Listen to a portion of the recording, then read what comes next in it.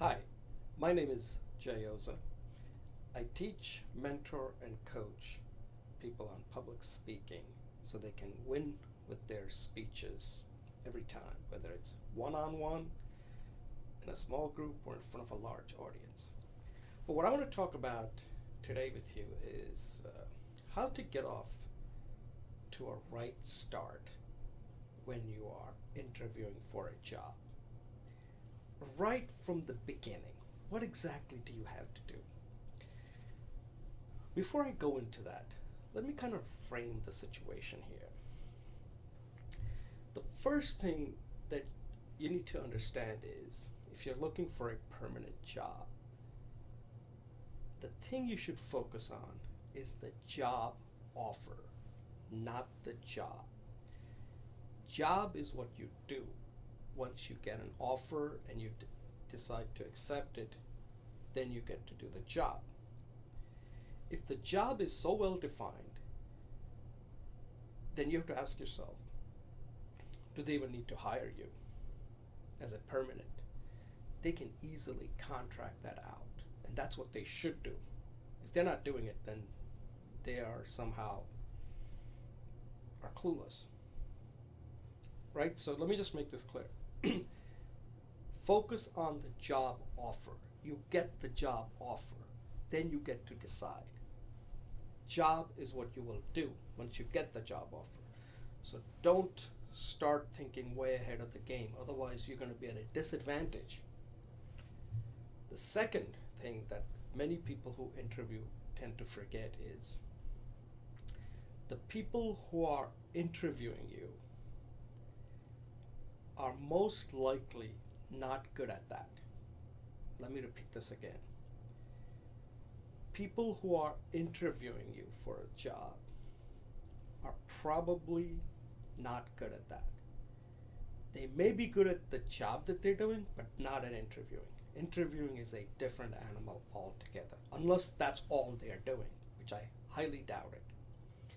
So don't go in with the assumption that these people out there know what to do. They don't. And you would be right if you go with that assumption. The third thing that many people never think about is in an interview, you're not getting paid to interview. The people that are interviewing you are getting paid. There isn't that much of an incentive for them to hire you because they're going to get paid whether they hire you or don't hire you. And they don't even have to be good, as I pointed out before. You are not getting paid. If the process gets dragged down, you're losing. Let me repeat this again. When an interview process drags on, you are losing. You don't bank any money from that. The people who are interviewing you will still get their paycheck. Keep that in mind because there is no urgency for them to speed up the process. For you, you have to speed up the process. Otherwise, you are just draining money. You don't want to do that. So that gets to the fourth point. What should you do? How do you accelerate this process so that they don't suck up too much of your time? Here's the recommendation that I give, advice that I give to the people that I coach. I say the question you need to ask is the following. Let's say that you're talking to the hiring manager. If you're hiring an ideal candidate, what does that candidate look like? I mean, from a qualification, like if I had this, I would just take out the offer from my coat jacket and just give it to him. Who is that candidate that you would be willing to do that? Don't accept any answers like, well, that's not how we do it. No, that's BS. If the right candidate is there and you have to hire that person, you will give them the offer. Okay? Make it hypothetical if you want. You gotta get this answer. If you don't get this answer, let me tell you, you are gonna get into a rat hole. and you're going to get very frustrated. But here's another thing. You don't want them to give a list of 10 different things they're looking for. No. What I would tell them is use it in the following. There are only 3 things that matter. Some people say only one thing matters. I don't believe so. I think there are 3 things matter. They're not weighted equally. I weight it like 60%, 30%, and 10. So ask them, what are the 3 things that matter? To give you an example, I had a candidate, I had a person that I was coaching, and he was having difficulty getting a job. He was in the IT field, and I said, whenever you ask somebody, his expertise was in Java programming. The second thing he was good at is database. The third thing is web interface. But I said, you got to tell me what exactly is it if I had to give it to you, if you had to give it to me at 60, 30, 10. He said like that, Java 60, database 30, and web interface 10. Okay, I said, when you ask somebody that question, if they don't give it to you in that particular way, Java 60, web database 30, and the web interface 10, then you're not the ideal candidate. Don't have them give you 5, 6, 7, 8, 9, 10 things that they're looking for. They're not going to get that. It should only be 3. And they're not weighted equally either. So you have to be very careful that you ask that question.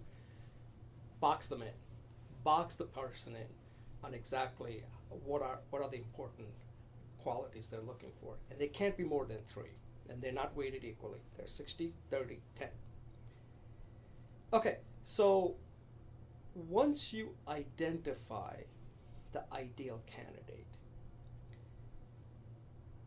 obviously, if you are that candidate, you should get the offer. But suppose you're not.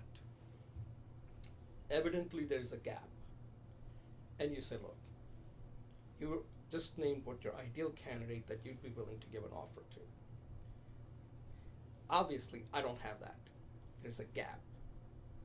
How do we close this gap? How am I supposed to close this gap? That's the question you ask. How am I supposed to close this gap? You ask them to help you. If the answer isn't very forthcoming, that they want to help you close the gap, or they're just, tight on what they're looking for, then you got to make a call at this point. You're not getting this job. If you continue the process, you're wasting your time. And remember, you're not getting paid.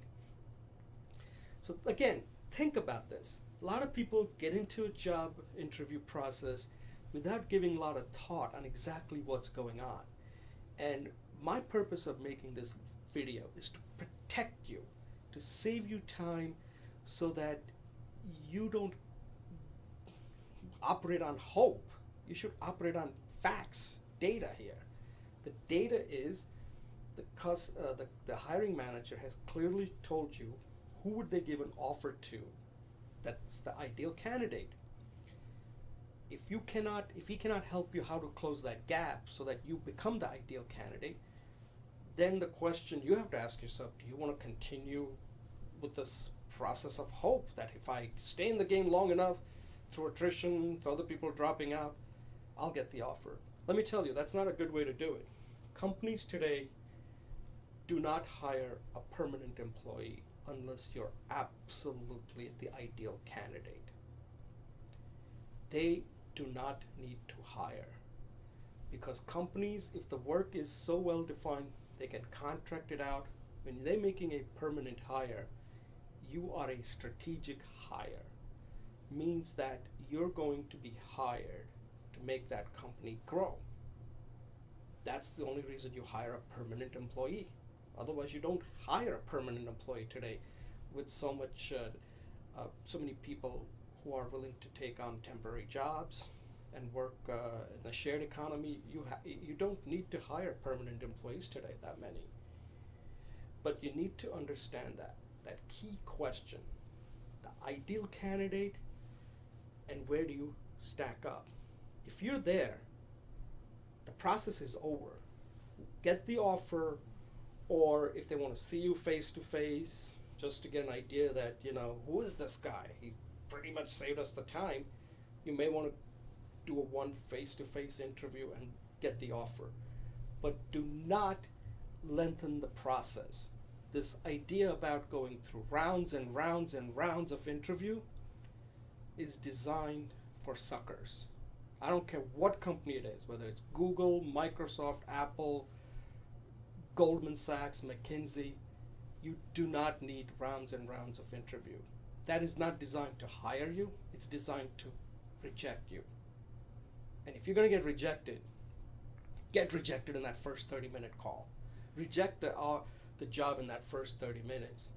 You don't want to go through a lengthy process and then get rejected. That is going to hurt your confidence, and you're giving away too much of your power to somebody else that you don't need to. So I know this is not the kind of advice that people ever give others when they're looking for a job. They just give the advice that just puts people in a situation that they just can't win.